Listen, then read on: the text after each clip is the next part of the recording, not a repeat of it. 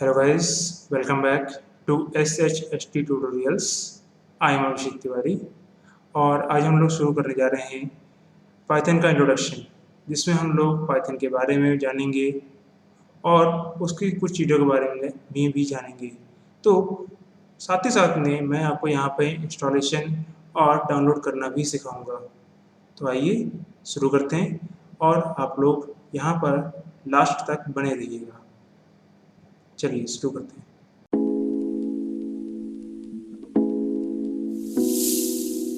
So guys शुरू करते हैं।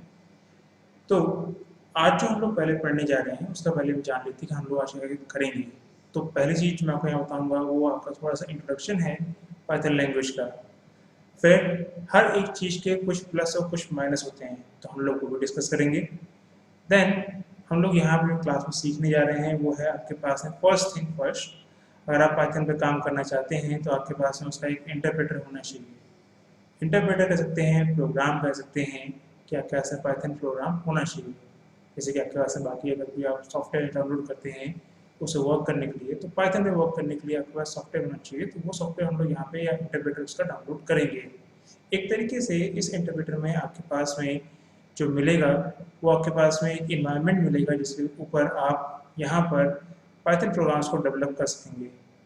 और उसी पाइथन प्रोग्राम के इन्वायरमेंट को मैं यहाँ पे आपको वर्क करके भी दिखाऊंगा कि वर्क उस पर कैसे करते हैं। तो शुरू करते हैं। इंट्रोडक्शन में सबसे पहले किसने बनाया था और कब बनाया था। इसे गाइडो वॉन रीजन ने फरवरी 1991 में बनाया था। अब हर एक लैंग्वेज की तरह ये उतनी ज़्यादा डिफिकल्ट लैंग्वेज नहीं है। अगर आप लोगों ने कभी सी प्लस प्लस या जावा के बारे में सुना या पढ़ा है तो वो लैंग्वेज एक तरीके से जो बिगनर होते हैं उनके लिए सूटेबल नहीं होती है, क्योंकि उसमें बहुत ज़्यादा सिंटैक्स होता है, बहुत ज़्यादा कोड होता है, बहुत सारी लाइब्रेरीज़ को आपको शुरुआत में इंपोर्ट करना पड़ता है या इंक्लूड करना पड़ता है या कॉल करना पड़ता है। तो ये सारे काम यहाँ पे नहीं करने पड़ते, इसलिए ये ईजी हो जाती है लर्न करने के लिए। प्लस जो लैंग्वेज है जैसे सी प्लस प्लस है या जावा है, ये ऑब्जेक्ट ओरिएंटेड लैंग्वेज है। मतलब कि इनमें जो काम होता है वो ऑब्जेक्ट बेसिस पे होता है।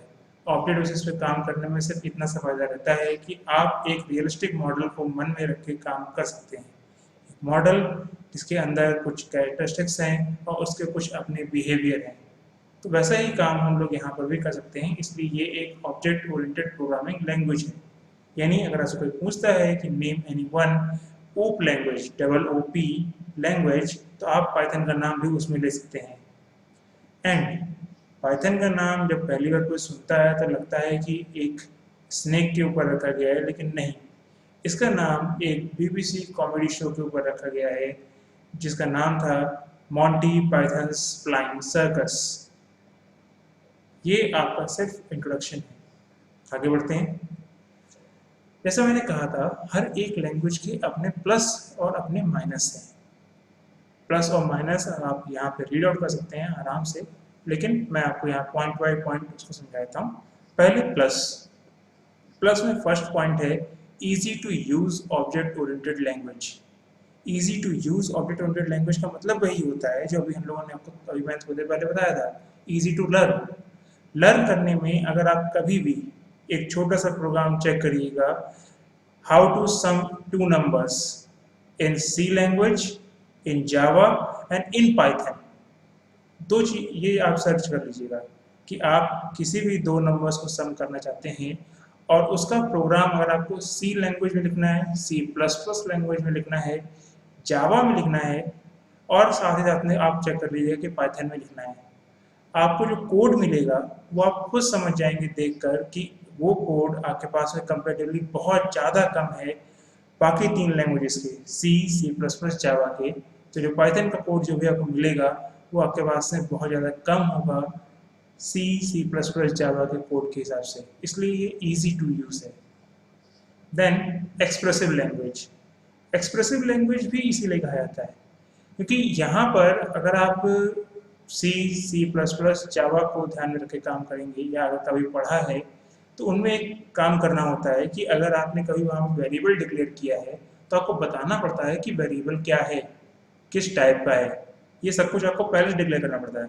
वेरिएबल आपको शुरुआत में डिक्लेयर करने पड़ेंगे प्रोग्राम की शुरुआत में। ये सारी चीज़ें सिंटेक्स में जो आती हैं वो आती हैं सी प्लस प्लस जावा के सिंटेक्स में। जावा के सिंटेक्स में एक चीज़ की छूट मिल जाती है आपको कि जावा जो करता है कि आपका जो डिक्लेरेशन है और इनिशियलाइजेशन है आप प्रोग्राम के बीच में कहीं भी कर सकते हैं, लेकिन सी एंड सी प्लस प्लस में ऐसा करना अलाउड नहीं है। लेकिन पाइथन में आपको डेटा टाइप भी देने की जरूरत नहीं होती है। इनफैक्ट अभी जो आप आगे पढ़ेंगे आप मल्टीपल असाइनमेंट्स देख सकेंगे एट अ टाइम, एक ही बार में कई सारे असाइनमेंट्स। मतलब अगर आपको 2 वेरिएबल, 3 वेरिएबल, 4 वेरिएबल की वैल्यूज एक जैसी रखनी है तो वो वेरिएबल जितने भी आपके पास में हो उन सभी की वैल्यूज आप एक बार में एक जैसी असाइन कर सकते हैं। कैसे करेंगे वो सब हम लोग आगे देख लेंगे। तो ये एक्सप्रेसिव आपका हो जाती है लैंग्वेज। इंटरप्रेटेड लैंग्वेज मतलब कि ये जो कोड आपके पास में आप लिखते हैं वो इस इंग्लिश में होता है, और आपको पता ही होगा कि कंप्यूटर जो है वो आपके पास में मशीन लैंग्वेज में काम करता है। तो यहाँ पर जो कोड यूज़ होता है या कह सकते हो कि जो आपके पास में कन्वर्टर यूज़ होता है मशीन इंग्लिश लैंग्वेज से या आपके नॉर्मल कोड से आपके मशीन लैंग्वेज में, तो वो यूज़ होता है आपके पास में आपका interpreter. Interpreter line by line आपके हर एक कोड को कन्वर्ट करता जाता है मशीन लैंग्वेज में। Then it's completeness. कंप्लीटनेस का मतलब होता है यहाँ पर कि आपके पास में जो कोड है उसको लिखने के लिए आपको कुछ यहाँ पर जो डायरेक्टरीज हैं या मॉड्यूल हैं उनको बार बार कॉल नहीं करना पड़ता है। कुछ ही एक ऐसे मॉड्यूल हैं जो आगे हम लोग पढ़ेंगे जिनको कॉल करना पड़ता है, लेकिन कुछ मॉड्यूल्स यहाँ पहले से या लाइब्रेरीज ऑलरेडी यहाँ पर वर्किंग पोजीशन में रहती हैं। अगर हम लोग कंपेयर करते हैं किसी और लैंग्वेज से, तो किसी और लैंग्वेज जैसे सी है, सी प्लस प्लस है, इनमें आपको वर्किंग लाइब्रेरीज आपको पहले कॉल करनी पड़ती हैं, प्रोग्राम में इंक्लूड करानी पड़ती हैं, इंपोर्ट करानी पड़ती हैं। अब अगर यही सारे काम यहाँ से हम करने से बचते हैं तो ये आपके पास में इसमें कई सारी चीज़ें पहले से दे रखी गई होती हैं। क्रॉस प्लेटफॉर्म लैंग्वेज यानी आप इसको विंडोज़ पे रन करा रहे हैं जो प्रोग्राम, वही प्रोग्राम लाइनेक्स पर रन हो जाएगा, वही प्रोग्राम आपके पास में मैक पर रन हो जाएगा, वही प्रोग्राम आपके पास में यूनिक्स पर का जो है वो रन हो जाएगा। अब आप एक ही प्रोग्राम को बनाकर किसी भी जगह पर रन करा सकते हैं, तो वो आपका क्रॉस प्लेटफॉर्म कहलाता है कि आपने एक प्रोग्राम बनाया और उसको जहाँ चाहे वहाँ पर रन करा सकते हैं। फ्री एंड ओपन सोर्स, आप इसको जब चाहें जहाँ इसकी जो मेन वेबसाइट्स है वहाँ से इसका नया प्रोग्राम डाउनलोड कर सकते हैं, यह आपके लिए पूरी तरीके से फ्रीली अवेलेबल है। Then the next thing is variety of usage या एप्लीकेशंस। पाइथन को जैसे मैंने आपको पहले वीडियो में बताया था कि इसका अभी जो यूज़ होने जा रहा है वो डेटा स्ट्रक्चर में होता है, लेकिन ऐसा नहीं है कि सिर्फ पाइथन का यूज़ डेटा स्ट्रक्चर में यूज़ होता है कि आप अगर ऐसे कि एक फील्ड है जिसे हम लोग कहते हैं डेटा साइंटिस्ट, वहाँ पे केवल इसका यूज़ करते हैं, नहीं, इसका यूज़ गेम्स में भी यूज़ होता है। एंड वन थिंग बताना भूल गया था, आपको एक गेम बनाना भी मैं सिखाऊंगा कि पाइथन पे गेम कैसे बनाते हैं, वो भी मैं आपको यहाँ पर सिखाऊंगा। जब ये कोर्स पूरा हम लोग कर लेंगे क्लास 11th का, तो वो आपके पास में एक छोटा सा कह सकते हैं कि एक्स्ट्रा आपको यहाँ पे दिया जाएगा। तो ये यहाँ पे आपके पास में गेम्स, वेबसाइट्स और भी कई सारी वर्किंग एप्लीकेशंस, या फिर जो मोस्ट यूज़ है इसका जिसे हम लोग कहते हैं डेटा साइंस, वहाँ पे एक काम आती है। तो ये तो हो गए इसके plus comparison to other languages, लेकिन अब इसके कुछ माइनस भी हैं। जैसे पहले लिखा हुआ है not the fastest language. Fastest language इसलिए नहीं कहा जाता है इसको क्योंकि जब तक आपका प्रोग्राम छोटा है तब तक ये आपके पास में कंपाइलेशन टाइम कम लेती है, यानी आपके पास में कन्वर्जन का टाइम कोड से मशीन कोड बनाने में वो कम लेती है। लेकिन जैसे ही आप कोड की लेंथ बढ़ाएंगे, interpreter one line at a time convert करता है, सिर्फ एक लाइन को एक बार में मशीन कोड में कन्वर्ट करता है, और अगर कोई एरर होती है तो it will stop at that point, वो उसी पॉइंट पर रुक जाएगा जब तक आप उस एरर को करेक्ट नहीं कर देते। यानी अगर आपकी सेकंड लाइन पे कोई एरर आ गई है तो अगर आपके पास में 200 लाइंस का प्रोग्राम है तो वो रिमेनिंग की 198 लाइंस को पढ़ेगा भी नहीं, इंस्टेड उनमें एरर होंगी। जबकि जो बाकी लैंग्वेजेस हैं सी, सी प्लस प्लस, जावा, इनमें compiler as a converter use होता है कि वो मशीन लैंग्वेज में कन्वर्ट करने के लिए कंपाइलर का यूज़ करती हैं। और कंपाइलर में ये एक बेनिफिशियल थिंग होती है कि वो आपके पास में पूरे प्रोग्राम को मशीन कोड में कन्वर्ट करने की कोशिश करता है, और इन केस अगर एरर आ जाती है तो वो एरर को विद लाइन नंबर आपको दिखा देता है। तो ये आपके पास में थोड़ा सा एडवांटेज आता है कंपाइलर का। Then the next thing is lesser libraries. Libraries कम होती हैं C, Java, C plus plus के कंपैरिजन में। यहाँ पर जो यूजफुल लाइब्रेरीज हैं वो कम हैं, ठीक है। Then the next thing is not strong on type binding. Type binding का मतलब होता है डेटा टाइप के हिसाब से, डेटा का प्रकार, आप डेटा किस टाइप का रख रहे हैं। आप जैसे मैथ में यूज़ करते होंगे तो मैथ में आपने नंबर्स देखे होंगे, डेसिमल नंबर्स देखे होंगे, तो आप पहचानते हैं। वैसे ही जो बाकी लैंग्वेजेस हैं सी, सी प्लस प्लस, जावा, इनमें ये डेटा टाइप किसी वेरिएबल के हिसाब से पहले से ही फिक्स कर दिया जाता है कि उसका डेटा टाइप ये होगा। लेकिन यहाँ पर डेटा टाइप जो होता है वो फिक्स नहीं हो पाता है, ठीक है। अब अगर फिक्स नहीं हो पाएगा फिलहाल के लिए अगर हम कहते हैं, तो आप जब चाहें प्रोग्राम में इस वैल्यू को अगर कोई चेंजेस करते हैं या उसी वेरिएबल पे कोई चेंजेस करते हैं और बाई चांस उसका डेटा टाइप चेंज हो जाता है तो यस वो वैल्यू को चेंज होने देगा। जबकि बाकी उसमें ऐसा नहीं होता है। बाकी लैंग्वेजेस में केवल ये चीज़ ध्यान रखी जाती है कि जिस डेटा टाइप के लिए वो वेरिएबल बना है केवल उसके अंदर वैसी ही वैल्यू आए। अगर हम लोग कहते हैं कि कैरेक्टर्स हैं और कैरेक्टर्स अगर हमने एक वेरिएबल के अंदर स्टोर करे हुए हैं, लाइक आपके पास में सकते हैं चले किसी का नेम, तो अगर हमने नेम किसी का वेरिएबल के अंदर स्टोर किया हुआ है तो नेम वाले वेरिएबल के अंदर बाकी लैंग्वेजेस में कभी भी आप नंबर्स नहीं लिख सकते। अगर आपने नंबर्स लिखे तो वो नंबर्स होंगे नहीं, उनको भी वो सिर्फ और सिर्फ कैरेक्टर के फॉर्म में समझेगा, उनके ऊपर आप मैथमेटिकल ऑपरेशन नहीं कर पाएंगे। जबकि यहाँ पर क्या होता है कि अगर आप पाइथन में कभी भी कोई कैरेक्टर या फिर किसी भी तरह का कोई भी वेरिएबल अगर आप लेते हैं और उस वेरिएबल के अंदर आप कोई एक वैल्यू स्टोर कर देते हैं, मान लेते हैं कि वो नंबर है, तो अगर आप नंबर वैल्यू स्टोर कर रहे हैं और आगे जाके आपने उसमें नाम स्टोर कर दिया तो वो नंबर को हटा के नाम लिख देगा। अब आप दोबारा से नाम पर अगर आप मैथमेटिकल ऑपरेशन करने की कोशिश करोगे वो नहीं होगा, क्योंकि आपको एक बार लगता है कि मान लेते हैं कि हमें याद रह गया कि उसमें हमने नंबर स्टोर किया था, लेकिन प्रोग्राम में बीच में हमने उसमें नाम स्टोर कर दिया उसी वेरिएबल में, तब प्रॉब्लम होती है। तो ये यहाँ पे टाइप बाइंडिंग को ज़्यादा स्ट्रॉन्ग टाइप बाइंडिंग को सपोर्ट नहीं करती है। आपको ध्यान रखना पड़ता है कि कौन से वेरिएबल में क्या वैल्यू है। Not easily convertible. आप बाकी लैंग्वेजेस को देखेंगे सी, सी प्लस प्लस, जावा, इनमें आप कन्वर्जन्स आसानी से कर सकते हैं एक कोड को दूसरे कोड में, ज़्यादा अंतर होता ही नहीं है, सारी चीज़ें लगभग लगभग सेम होती हैं इनमें। तो यहाँ पर इनका कोड दूसरी लैंग्वेज में कन्वर्ट इजीली नहीं होता, सिंटैक्स यहाँ पे बहुत ज़्यादा बढ़ाना पड़ जाता है। अगर आपके पास में यहाँ पे जो अगर 200 लाइन का कोड है, मे बी दूसरी लैंग्वेजेस में वही कोड 400 लाइन का हो, तो अगर 400 लाइन आपको अचानक से 200 लाइन बढ़ानी पड़ जाए तब क्या करेंगे। सो इसलिए कहा जाता है कि इसका कोड इजीली कन्वर्टेबल नहीं होता है। स्मॉल अमाउंट में है ओके, अगर लाइन का कोड ज़्यादा लंबा हो गया तो नॉट पॉसिबल। देन नेक्स्ट हिस्से पे आते हैं, download and installation of Python interpreter. तो डाउनलोड करने के लिए सबसे पहले हम लोग को यहाँ पे जाना पड़ता है, जो हाइपरलिंक मैंने यहाँ पे लिख के रखा हुआ है, ये आपका एक तरीके से URL है जिसके थ्रू आप डाउनलोड कर सकते हैं। तो ये मैं डिस्क्रिप्शन में दे दूँगा, जिनके पास में लैपटॉप या फिर PC हैं वो इसको डाउनलोड कर सकते हैं। और इसमें आपके पास में एक बाय डिफ़ॉल्ट जो आपके पास में रहता है वो रहता है लेटेस्ट वर्जन।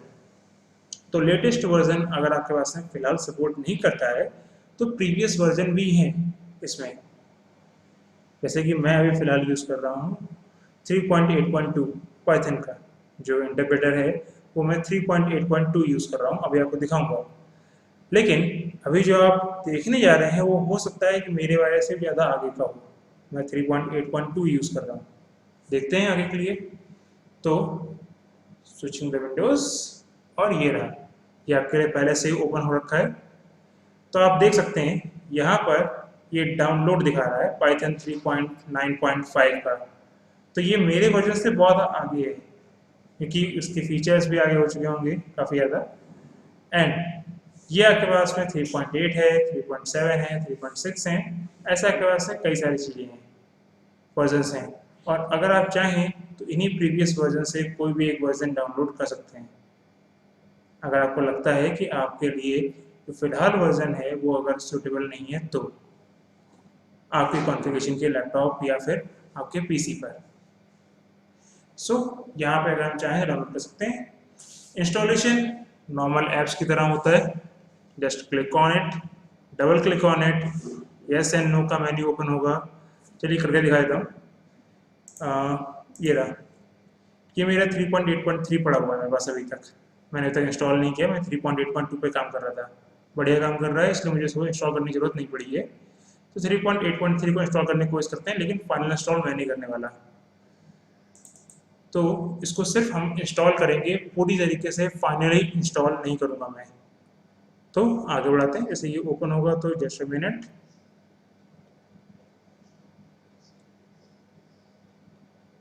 हियर, अब देखो ये मेरे से पूछ रहा है अपग्रेड और customise install.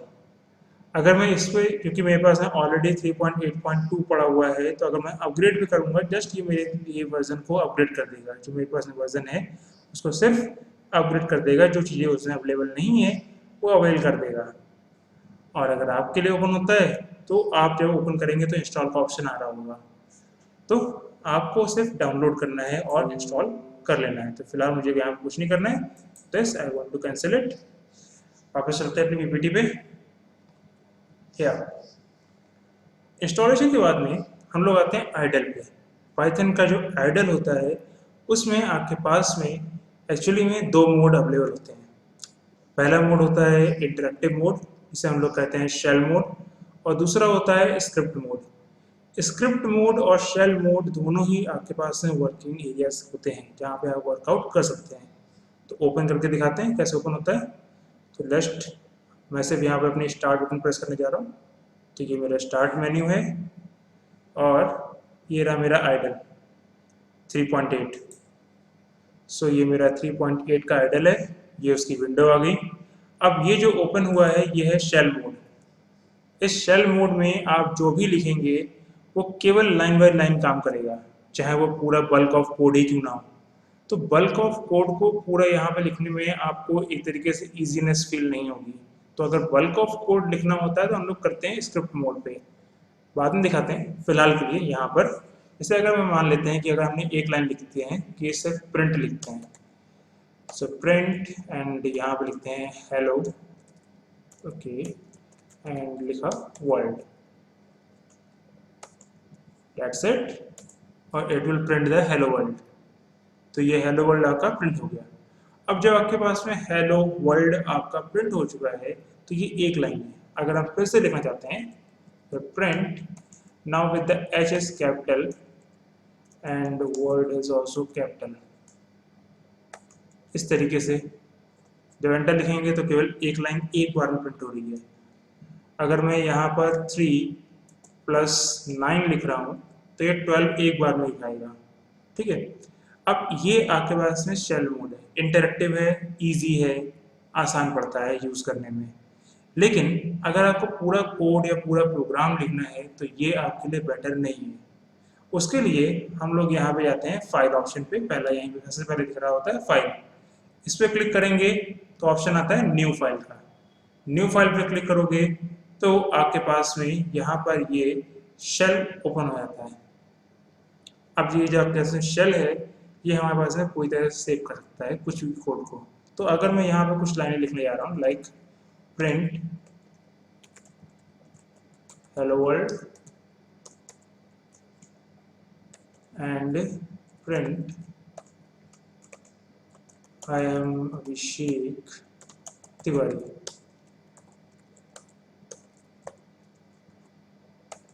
And next again मैं प्रिंट करने जा रहा हूँ 3+9।